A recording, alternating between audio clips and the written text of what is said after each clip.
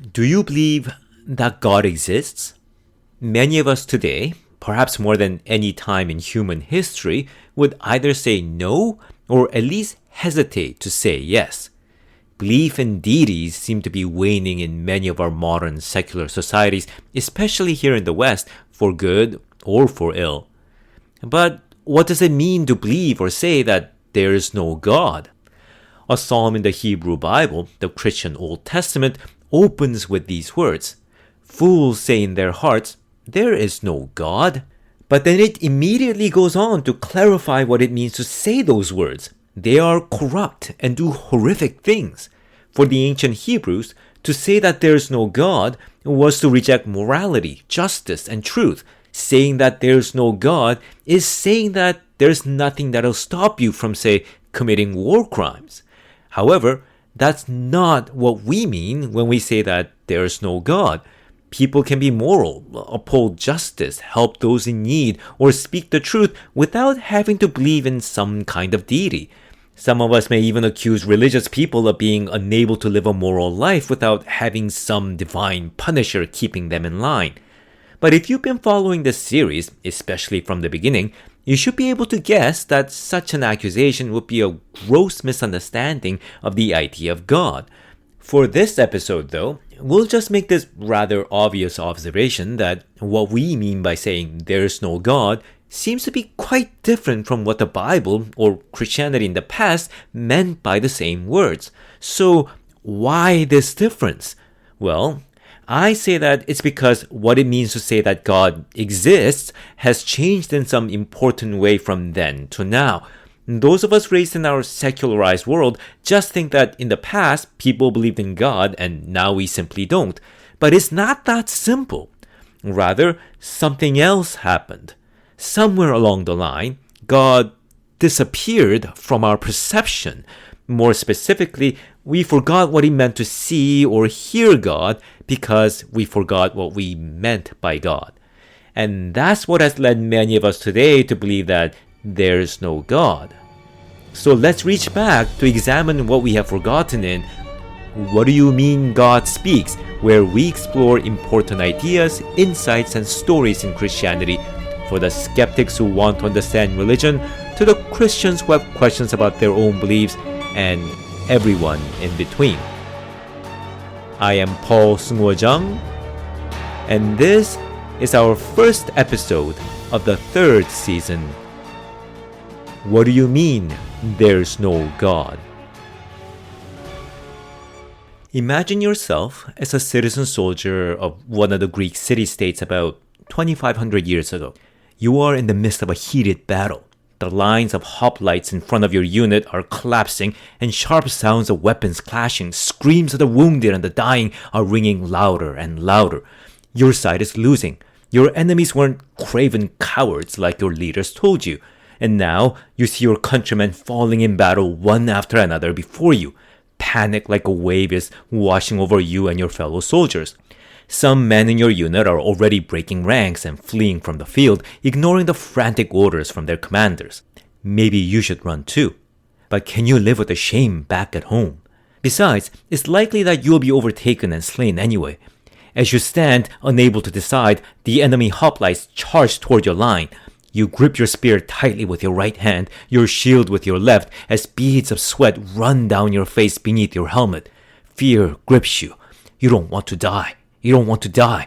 Someone beside you goes down with an arrow in his throat. You think you recognize who he is, but you can hardly think. Everything's a blur. You don't want to die. You don't want to die. Spears flash and blows after blow batter your shield. No, your vision goes red. You will kill them. You roar in defiance as you thrust your spear at the screaming man in front of you, or at least you will take them down with you. You are in the grip of Ares, the god of war. Ares is moving amidst this battle. His sons Phobos and Deimos, fear and panic, are running amok madly before him. Let me make this clear. It's not that you merely believe a god named Ares exists out there somewhere. You do not merely hold an intellectual position that there's a deity in some divine realm in charge of warfare overseeing this battle or causing it to happen. Rather, You are experiencing the god of war in this very battle. The clash of arms, terror, violence, valor, all of that's Ares himself. You see this god in the carnage around you. You hear him in the battle cries of your friends and foes, the screams of the dying, and you feel the scourge of his son's fear and panic. The battle is Ares, the god of war. Of course, you also know that this battle is, well, a battle with men at arms, supplies, tactics, strategies, martial feats, and violence. Your comrade dead on the ground is not Ares. A spear held in your hand is not Ares. But at the same time, all of that is Ares. You perceive this god in this battle because war and carnage is Ares. People in the past did not merely believe that gods existed. They perceived them in their lives, in what happens around them. To go to war is to march with the god of war. To fall in love is to be touched by the goddess of love. To look at the sun is to see the sun god. To harvest crops is to receive blessing from the goddess of the earth. And if you're thinking that we now know that these deities do not really exist because we have a rational, scientific understanding of the world around us today, you'll be completely failing to understand how they thought about these things. Again, say you're an ancient Greek soldier and a plague was sweeping through your army camps. You would believe that Apollo, the god of the sun, music, prophecy, and disease, a rather complicated combination, is shooting his arrows at your countrymen for whatever reason. Now, if someone from our modern era brought you a microscope and showed you the microbes that are causing this sickness, it wouldn't change what you believe. Now, let me clarify. I do not mean that you will stubbornly insist that it is Apollo's arrows rather than these germs or microbes that are making people sick.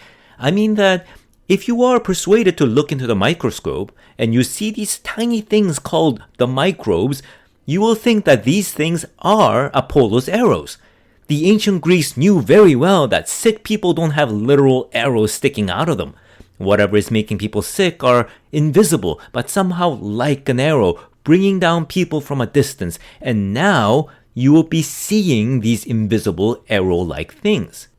What may change, though, is your view on how or why people are struck down by the arrows of Apollo. Learning about disease vectors, contagion, and so on will tell you that there's a pattern, cause and effect to things, such as how disease spreads. And we didn't need modern science for this kind of thinking. In ancient Greece, philosophy, which eventually gave rise to science in the modern day, developed the view that there is a rational principle for everything. There is a rational order and principle underlying the cosmos, from the nature of things to how things happen or come into being. There is a rational principle defining morality and justice. There are rational principles for social organization, governance, and intellectual inquiry. And our reason can comprehend this rationality, and our language can describe it. Now, if you remember the first season of this series, this is the Greek idea of the logos, though they used other terms for this idea too. However, none of this made people stop believing in their gods or perceive them in their lives. Philosophy simply made some of them see their gods in a different way. In their old stories, the gods were human-like and capricious, sometimes cruel, sometimes benevolent, all depending on their whims.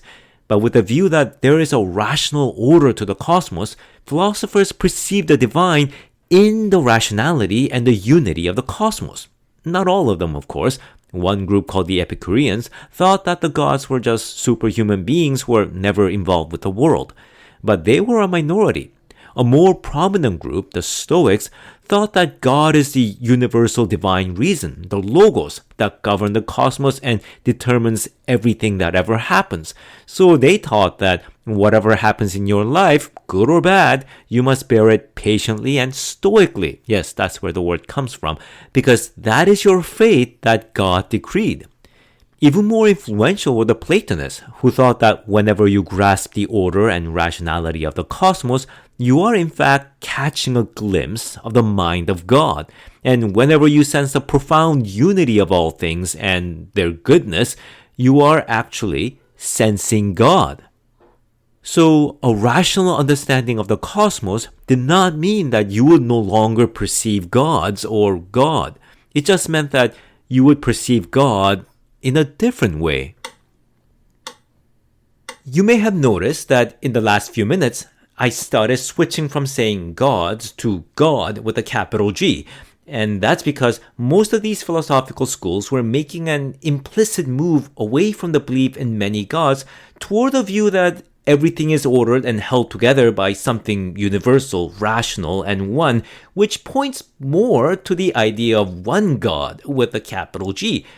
Now, how the Greek or Roman religions and their belief in many gods would have been influenced or changed by these philosophical ideas, we can only speculate now, because a new faith arose in the West before that happened: Christianity.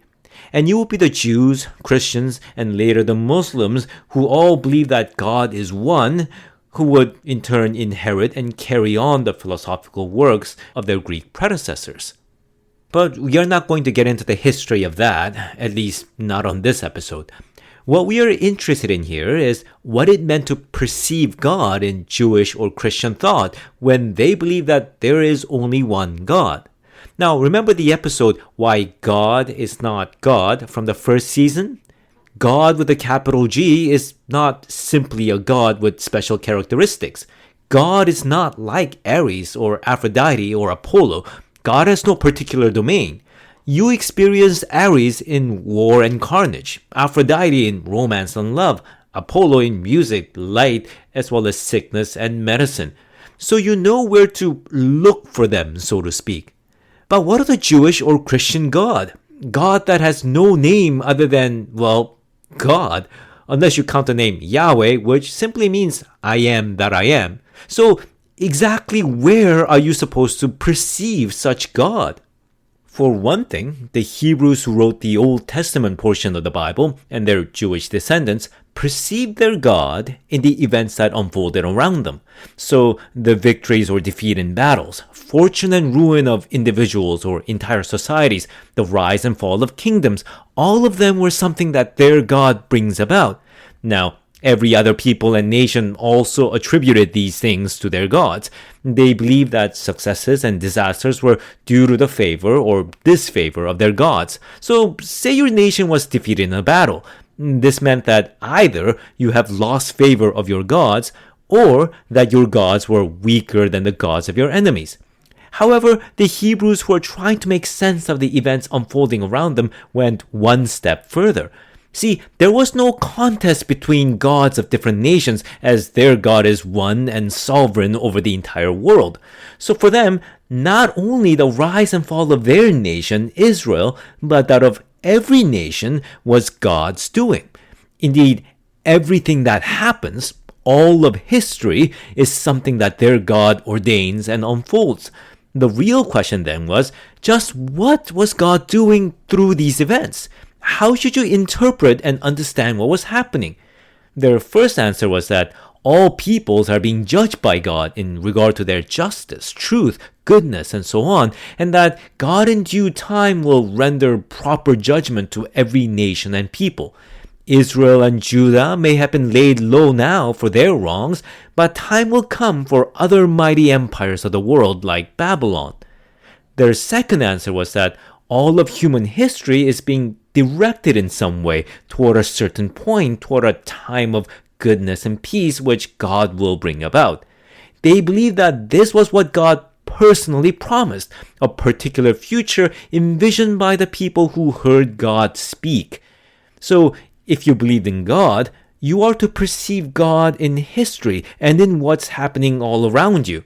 But you would need to wrestle and discern what it is that God is really bringing about and where all that was heading, and if it really was heading toward the future that God promised. But it wasn't just a human history where you would perceive God.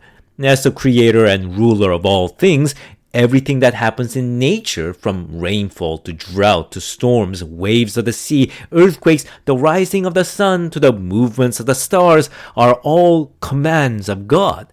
Now, other nations and peoples saw their gods in these things as well.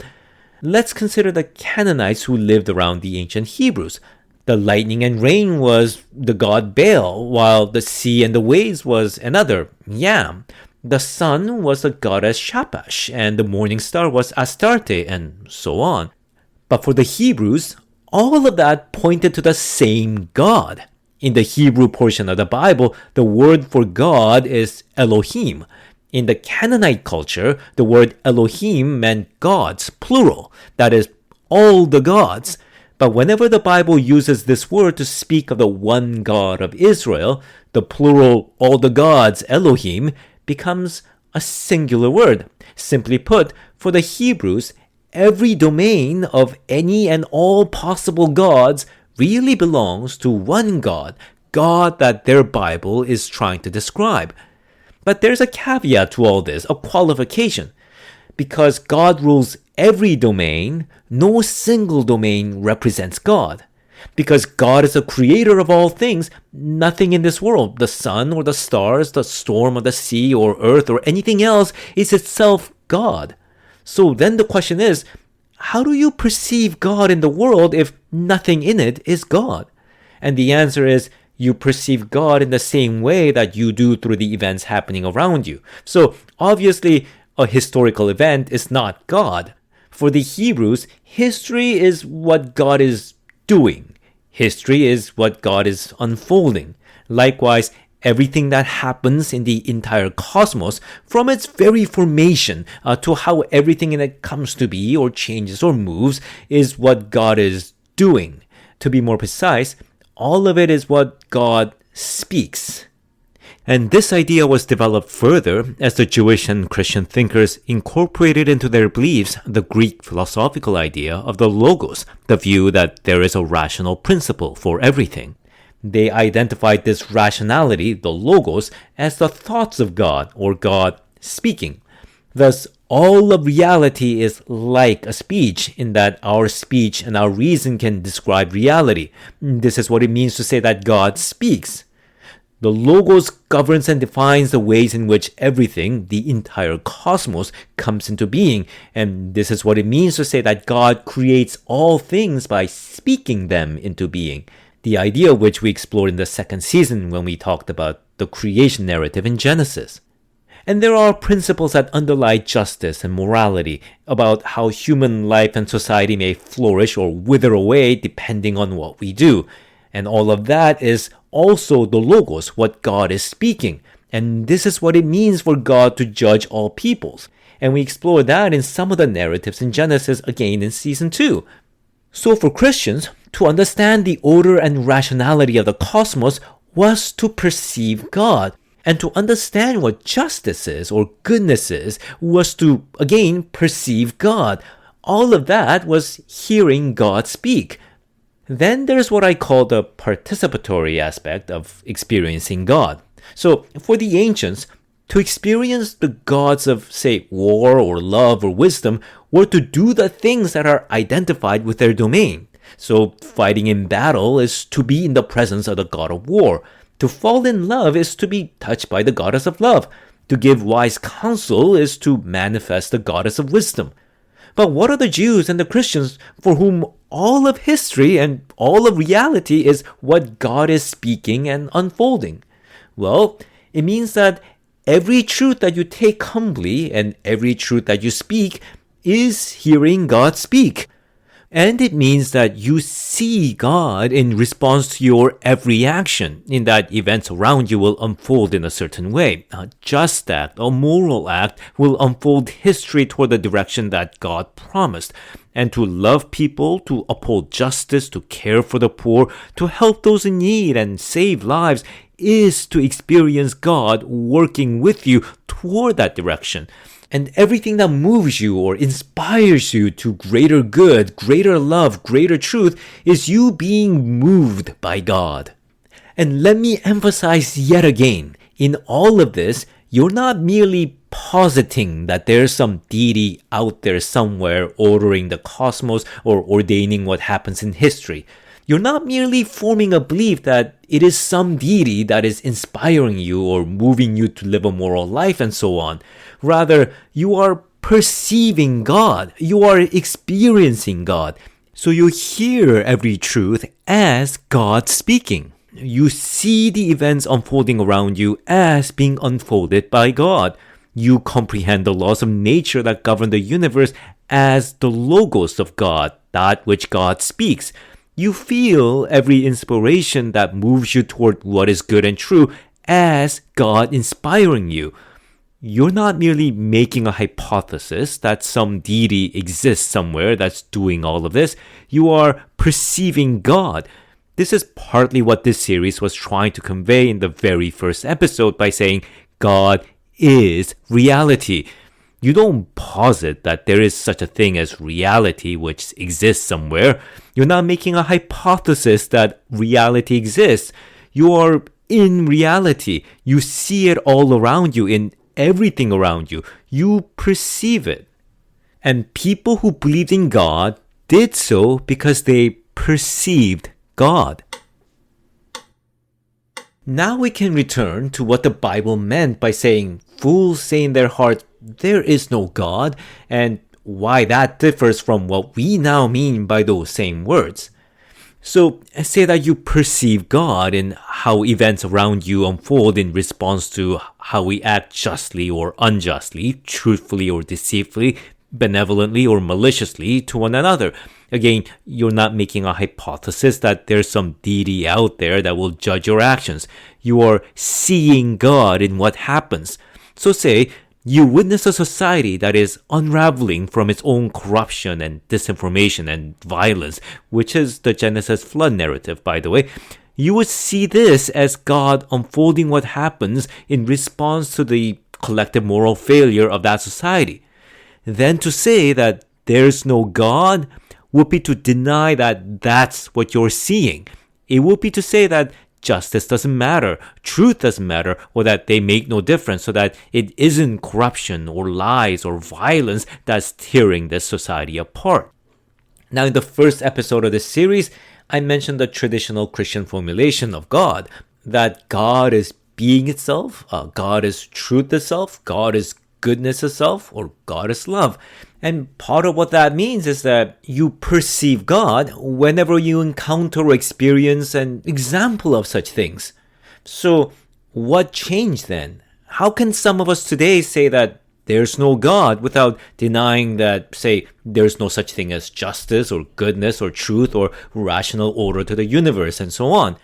So there's a book titled A Secular Age by a Canadian philosopher named Charles Taylor. I believe I mentioned him before, and he brilliantly outlines how that happened, though that book is about 900 pages. Oh, and there's a book by Michael Hanby titled No God, No Science, which focuses this question to its relation to modern science. And it's very technical, and he clearly sides with a theist, but his historical account is quite excellent. Anyway, for this episode, though, I'm just going to briefly cover what I think was a very crucial change. So, sometime in the past, we changed what we meant by God. I'd say more or less unconsciously, by changing how we understand the relation between God and the world. So remember back in the first season, its sixth episode, we covered how everything we say of God is metaphor and analogy due to the limitations of our language.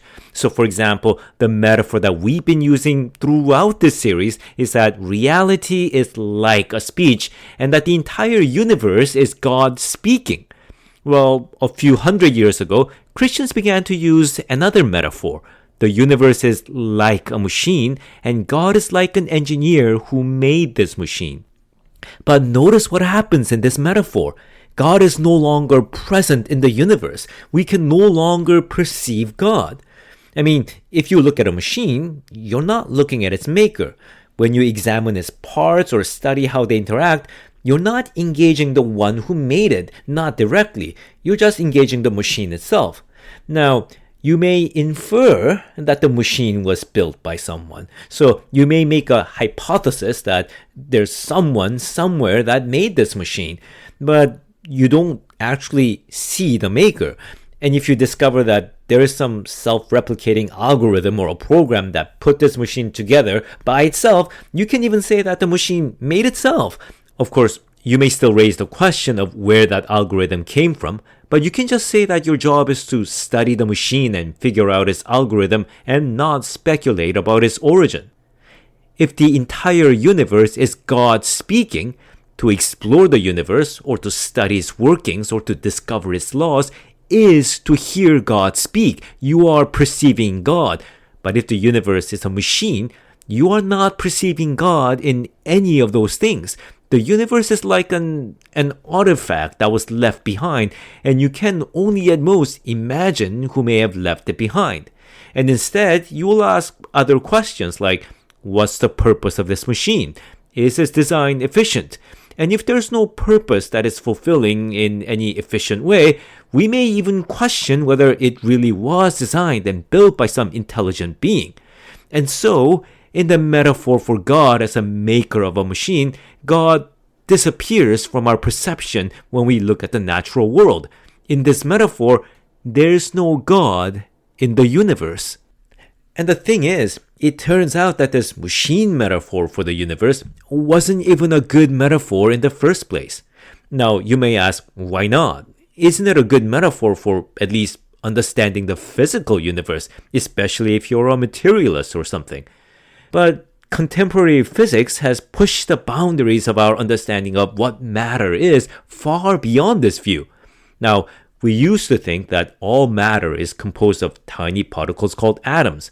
And then we found out that atoms are made up of even smaller particles, and those in turn were made up of even smaller ones until we found out that matter is made up of energy or fields which are formless, invisible, pretty much intangible, and defined only in terms of mathematical equations and formulas. And all of that bears little to no resemblance of what we once thought of as matter, and much, much more to something like information or algorithms or thoughts. And this is why the proposal that our physical universe is a digital simulation is actually being considered seriously among some scientists, though that just raises the question of what laws of nature, what logos governs that world, so that you can operate the computer that's running this simulation. Then there's the point that this entire physical universe, including space and time, came into being through what scientists like Stephen Hawking calls the ultimate laws of physics. And if there are multiple universes, that would just mean that these laws govern how every physical universe is generated. So everything that we are now saying about matter or the physical universe is pointing more to the idea of the logos, that reality is less like a machine and more like information or thoughts or speech. This machine metaphor does not only affect how we view the universe and its relation to God, it also affects how we view our relation to God. So the original metaphor was something like this. We are living in an unimaginably vast story that God is unfolding. We are part of that story. What we do and how we live is part of what God is speaking. Now, this does not mean that we are somehow mindless characters following a set story. One way you can tell a good story from the bad is how real its characters and motivations are. In a good story, the people in it have real, genuine life of their own with their own desires and will and goals.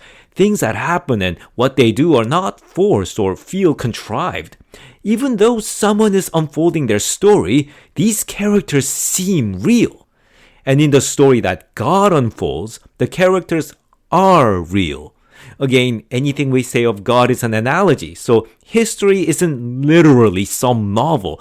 It is like a story because it unfolds as a narrative, and God is like the one weaving together the lives of real people with their own will, desires, and actions to unfold a story. In this metaphor, to live your life is at the same time to live in the midst of what God is speaking so that you perceive God in everything that happens. So the question about God then becomes, what story is God unfolding? However, in a metaphor where the world is like a machine, our world becomes more like a stage, and we are like self-aware thinking automatons moving about on that stage. God is then something like the one who made the stage and the automatons. So we are on the stage, but God is not. In the story metaphor, you hear the storyteller in the story they speak. But in the machine and the stage metaphor, you don't see the stage maker by looking at the stage or the doll maker by looking at the dolls. And so the metaphor removes God from how we perceive our lives. If you want to see the stage maker, he has to step onto the stage himself as just another player or character on that stage. And until God does, God is absent in the world and absent in history and absent in what is happening. The question about God then becomes, is there some being outside of our world who interferes with the events in our lives? And this also pushes God out of our inner life. Oh, what do I mean? Well, how do we really think about what it means to hear God speak in our hearts or minds? So say you feel an urge to reach out to your friend who's far too gone in their addiction because you have this thought that this will make a difference to help them break free. And you feel that this is God speaking to you. But how do you know? Well, we often ask questions like, how do we know that this isn't just all in my head? Or maybe it's just a stray thought I had.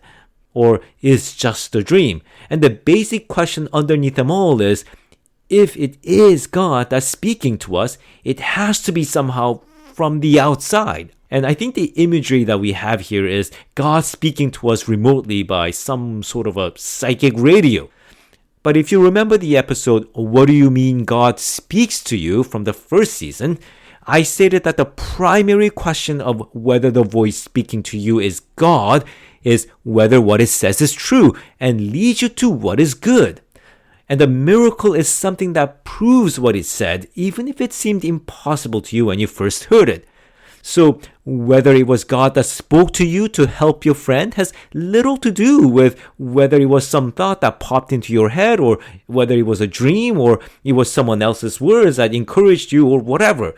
It's about whether your friend really did need you and whether your help did enable them to break free from their addiction. So for Christianity, our own personal inner life is also what God may speak. I mean, think about it. The author of a story is free to speak of the inner thoughts or feelings or life of any character in that story. And this means that God is neither outside of us or inside of us, any more than the speaker of the story is outside or inside of any of the characters. Instead, you can perceive God in your thoughts or in the words of others or in the events that happened around you. So, the new metaphor to understand the relation between God and the world and us made God disappear from our perception, so that when we gazed into the cosmos or watched what was happening all around us or lived out our lives, God was no longer there. Suddenly, there was no God that we could perceive. But this was because this metaphor changed what we meant by God and made us forget what it meant to perceive God. However, even for those who perceive God in everything that happens around them, there is still a way that they may be led to say that there is no God. And this is directly due to how the Jews and the Christians thought about God and how to perceive God in what happens around them. Specifically, their belief that there was a direction to what God was unfolding through history, one that led to a future that God promised them. Then the question becomes, is what God unfolding around you really headed there? What if it doesn't seem like it? What if you are misled? What if everything you thought God spoke to you are not turning out to be true? Should you continue along this path? Or should you wait and see? And if so, how long? Or is there something you should be doing? What if you were a part of what God is speaking to bring forth the future that was promised? Did you fail your part? Or what if you did your part and nothing is happening? Could it be that God never spoke to you? Could it be that there's no God? Not in the sense that there is no reality or truth or justice or goodness, but in the sense that there is no meaning to what is unfolding around us, in the sense that none of those is God reaching out to us and speaking to us and guiding us. And that's what leads the people of God in the Bible to wrestle with God. And the story of this wrestling begins with the lives of the individuals in the book of Genesis, starting with Abraham. So join me next time as we begin to explore the story of Abraham and its significance in What Do You Mean God Speaks? And please continue to support this series by following, subscribing, and sharing this series with others. And you can also support this series by buying me coffee at www.buymeacoffee.com/PaulSoc.